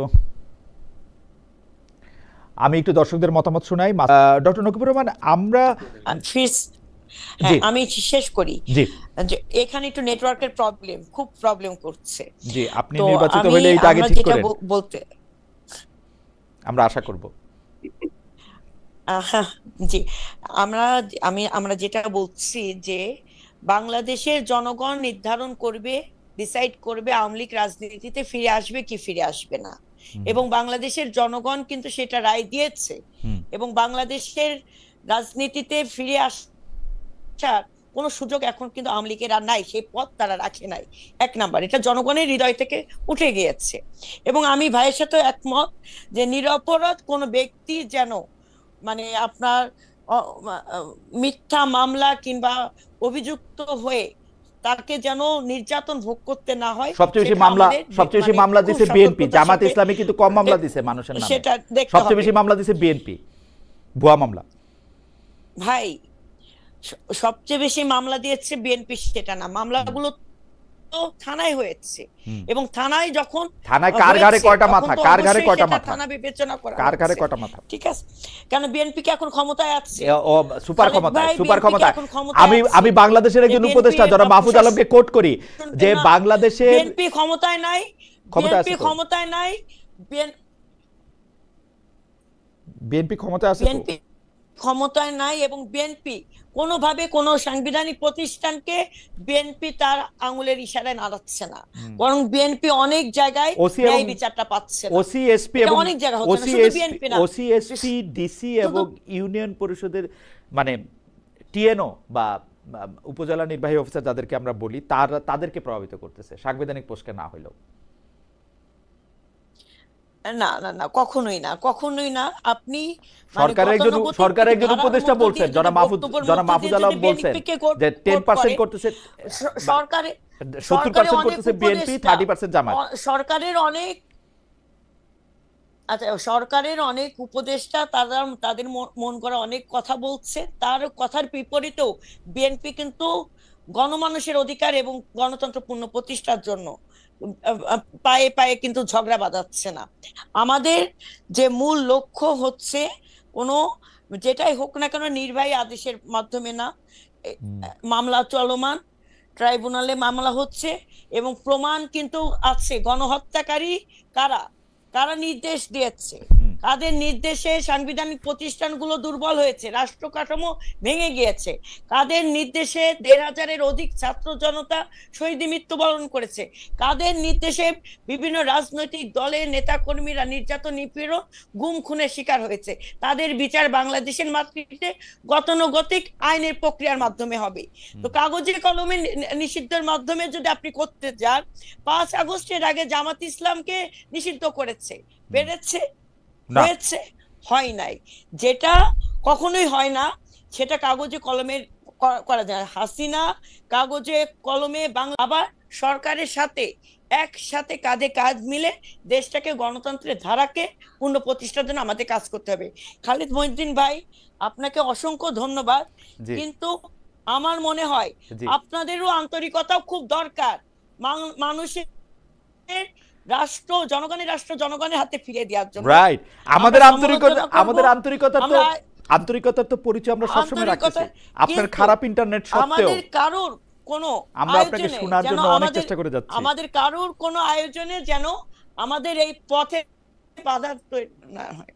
না, অনেক ধন্যবাদ এ- অ্যাডভোকেট আমাদের রায়চৌধুরী। কারোর আমার কোনো আয়োজনে যেন রাইট, অ্যাডভোকেট রায়চৌধুরী, আমাদের এই আপনাকে অনেক গণতন্ত্রের বাধা অনেক যেন, অনেক অনেক ধন্যবাদ। আমি ক্ষতিগ্রস্ত না হয়। অনেক ধন্যবাদ। আমি শেষ প্রশ্ন আমি ডক্টর নকিবুর রহমানকে করতে চাই, যে ডক্টর নকিবুর রহমান, আমি আপনার একটা আমাদের অতি প্রিয় সৈয়দ আবদুল্লাহ ডক্টর তাহেরের একটা বক্তব্য নিয়ে যে আলোচনা হইতেছে, এবং একটা মানে পত্রিকা এরকম শিরোনাম করছে যে, পত্রিকা লিখছে এরকম, দৈনিক ইনকিলাব, যে 12 কোটি ভোটার যখন ভোট দেওয়ার জন্য মুখিয়ে, তখন জামায়াতের নেতা বাংলাদেশ আক্রমণের জন্য ভারতকে উস্কানি দিচ্ছেন। আসলে যে বক্তব্য নিয়ে কথা হচ্ছিল সেটা হচ্ছে আমাদের কমপক্ষে 50 লাখ যুবক ভারতের বিরুদ্ধে স্বাধীনতার যুদ্ধ করবে। আপনি এই বক্তব্যটাকে আসলে কীভাবে দেখেন, আপনি যদি একটু সংক্ষেপে বলতেন, বিকজ আপনি এবং ডক্টর তাহিরি আসলে জামাতের প্রতিনিধি ছিলেন, এই পুরো প্রক্রিয়াটার মধ্যে পুরোটা দেখছেন আর কি। না, এটা খুব দুর্ভাগ্যজনক যে অপসাংবাদিকতার চরম একটা উদাহরণ ইনকিলাব রেখেছে বিগত দিনগুলোতে স্বৈরাচারের দোসর হিসাবে, এবং বাহাউদ্দিন সাহেব যিনি শেখ হাসিনার খুব আস্থাভাজন ছিলেন, তারা তাদের এই ফ্যাসিবাদ পুনর্বাসনের প্রজেক্ট এর অংশ হিসেবে এই কাজগুলো করে যাচ্ছেন। He never shed anything even remotely close to that. একটা রেটরিক ছিল, যে কারণে আমরা এটা দেখি যে বাংলাদেশে, এবং মানে এই প্রচারণাটা বাংলাদেশে এখন চলছে যে জামাত হ্যাঁ পপুলার হচ্ছে, জামাতের ব্যাপারে মানুষের আস্থা আসছে, কিন্তু কিছু কিছু ভয় দেখানো হয় যে এই যে আপনি যেরকম একদম শুরুতে এই শরিয়া আইন নিয়ে প্রশ্ন করলেন, এটা আমি আপনাকে সিঙ্গেল আউট করছি না, আমি বলছি যে it's part of broader rhetoric, যে একটা ভয় দেখানো যে একটা অন্ধকার যুগে ফিরে যাবে জামাত ক্ষমতায় আসলে, জামাত ক্ষমতায় আসলে আমেরিকা জামাতকে আক্রমণ করে বসবে, ভারত বাংলাদেশের ভিতরে ঢুকে যাবে, এরকম বিভিন্ন ভয় ভীতি দেখিয়ে কিন্তু মানুষকে বলা হয় যে হ্যাঁ জামাত ঠিক আছে, আসলে দুর্নীতি বন্ধ হবে, কিন্তু এই সমস্ত যে অসুবিধা ক্রিয়েট হবে এগুলা নিয়ে কি করবা। এই ধরনের রেটরিক কিন্তু বাজারে চালু আছে। এই ধরনের এরকম রেটরিকের জবাব হিসাবে জনাব সৈয়দ আব্দুল্লাহ মোহাম্মদ তাহের সাহেব কিছু বক্তব্য রেখেছিলেন, এবং এটাকে টুইস্ট করে ইনকিলাব প্রচার। মানে টুইস্টটা কোন জায়গায়, মানে উনি কি বলেন না যে 50 লাখ লোক ভারতের বিরুদ্ধে স্বাধীনতার যুদ্ধ করে? এগেইন এটা মানে ইট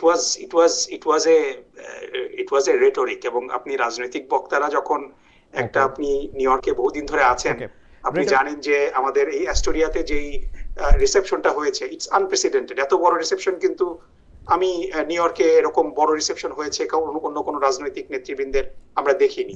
সো এই ধরনের একটা বড় সমাবেশে কিছু রেটরিক ইউজড হয় রাজনৈতিক বক্তারা। সো এটাকে যদি আপনি আসলে অনেক বড়, আর আসলে অনেক বড় জায়গা থেকে করে যদি আপনি শুধু মানে ভার্বেটাম বলেন, এটা ডেফিনেটলি না, বাট মোটা দাগে তিনি এইটাকে ডিসপেল করেছেন, এই ভীতিগুলাকে ডিসপেল করেছেন যে আমরা বাংলাদেশে আসলে বাংলাদেশ অন্ধকার যুগে চলে যাবে না, আমরা বাংলাদেশে আসলে আমেরিকা আমাদেরকে স্যাংশন দিয়ে একেবারে একঘরে করে রাখবে না, আমরা বাংলাদেশে আসলে যদি ভারত আমাদের উপরে আক্রমণ করে এটাও আমরা মোকাবেলা করতে পারবো, এই ধরনের জায়গা থেকে তিনি কথাটা বলেছেন। সো এটাকে একেবারে মানে টেক্সট বাই টেক্সট রেটরিক গুলাকে সামনে নিয়ে মিথ্যা কিন্তু প্রচারণা করা আসলে জামায়াত ইসলামী যদি সত্যি ক্ষমতায় আসে তাহলে বাংলাদেশের মানুষ মানে ভয় পাচ্ছে বা ভয় পাবে, এইটা বাংলাদেশের মানুষ ভয় পাচ্ছে না, বাংলাদেশের মানুষকে ভয় দেখানো হচ্ছে যে আসলে কারা ভয় দেখাচ্ছে, মানে অবশ্যই এটার সাথে পুরনো ফ্যাসিবাদের দোসররা ডেফিনেটলি জড়িত, এবং সাথে সাথেও আমাদের সাথে যাদের প্রতিযোগিতা হচ্ছে তারাও মানে আমাদের সাথে প্রতিযোগিতায় না। কিন্তু আমার কাছে কি মনে হয় জানেন ডক্টর রহমান, যে যেগুলিকে আপনি ভয় দেখানো বলতেছেন, এই হবে এই হবে এই হবে আপনারা বলতেছেন, আপনারা মাঝে মাঝে আপনাদের নেতৃবৃন্দ, আপনি না অবশ্যই, আপনি খুবই চমৎকার যুক্তি দিয়ে এরকম চমৎকার যুক্তি দেওয়া মানুষ জামাতে আসলে অনেক আছেন, কিন্তু আবার কিছু কিছু জামাতের নেতৃবৃন্দের মাধ্যমে এটা নিজেদের মুখ থেকে এটা নিজেরাই বাইর হয় যে হ্যাঁ মেয়েরা নাচ করতে পারবে, মেয়েদের সামনে মেয়েরা নাচ করবে, ওই স্কুলে পড়বে কিন্তু ছেলে মেয়েরা আলাদা আলাদা পড়বে, এগুলি কিন্তু জামায়াতের নেতৃবৃন্দেরই কথা। আমরা ওই জায়গা থেকে কিন্তু এইটা মানে অনেক আলাদা করে এইটা এগুলি বলতে হয়, ব্যাপারটা এরকম না। এবং আপনাদের নেতাকর্মীরাও মাঝে মাঝে কি বলতেছেন না বলতেছেন সেইটাও নিশ্চয়ই আপনারা একটু খেয়াল করবেন, পুরোপুরি সব দোষ আমাদের উপরে না দিয়ে। যাই হোক, আমি আপনার সাথে একমত পোষণ করি। আমার কাছে মনে হয় যে সব দোষ আপনারা ইচ্ছা করলে আওয়ামী লীগকে দিতেও পারেন, আমাদের যারা দর্শক আছেন তারা সব দোষ ইচ্ছা করলে বিএনপির দিতে পারেন, ইচ্ছা করলে জামাত ইসলামের দিতে পারেন, আওয়ামী লীগের তো আমরা দোষ আমরা সবাই মিলেই দিব। কিন্তু আমি যেটা একটু আজকে পজিটিভ নোট একটা যেটা গুণের কথা আমি বলতে চাই, যে আমি আপনারা দুইজন রাজনৈতিক নেতৃবৃন্দ আসবেন সেইটার জন্য আমার প্রস্তুতি, আমার প্রশ্নের ক্ষেত্রে আমি বেশি মনোযোগী ছিলাম, কিন্তু ডক্টর নকিবুর রহমান কিন্তু খুব সুন্দর করে, যেহেতু একটা আমাদের বাংলাদেশের একটা মানে ইসলাম ধর্ম অবলম্বীদের পরে যারা সবচেয়ে বেশি সংখ্যায় আছে তাদেরকে অত্যন্ত সুন্দরভাবে শুভেচ্ছা দিয়ে এটা শুরু করেছেন, সেটা আসলেই আমাদের দর্শকরা নিশ্চয়ই খেয়াল করেছেন, এর থেকে শেখারও অনেক কিছু আছে। আমিও আপনাকে শুভেচ্ছা দিতে চাই আপনার মাধ্যমে, আসলে যারা যারা উৎসব করছেন তাদের সবার মধ্যে থেকেই আসলে শুভেচ্ছা দিতে চাই। আমার মনে হয় ডক্টর রহমান যদি শেষ করেন তারপর আমরা অ্যাডভোকেট রায়চৌধুরীর কাছ থেকে কিছু শুনে আজকের অনুষ্ঠানটা এখানে শেষ করি, যেহেতু একটা মানে বাঙালি হিন্দুদের সবচেয়ে বড় ধর্মীয় উৎসবের সামনে আমরা একেবারেই কাছাকাছি, মানে হয়তো আজকে অষ্টমী নবমী আমার আমেরিকার সাথে, আচ্ছা হ্যাঁ অষ্টমী, হ্যাঁ আজকে অষ্টমী, মানে যদি ডক্টর নকিবুর রহমান। ডেফিনেটলি আমি প্রথমেই আপনাকে ধন্যবাদ জানাই যে আমাদেরকে সুযোগ করে দিয়েছেন, এবং আমরা আমার এবং নিপুণ আপার আজকের এই আলোচনার মধ্যে আমরা কিন্তু কাউকে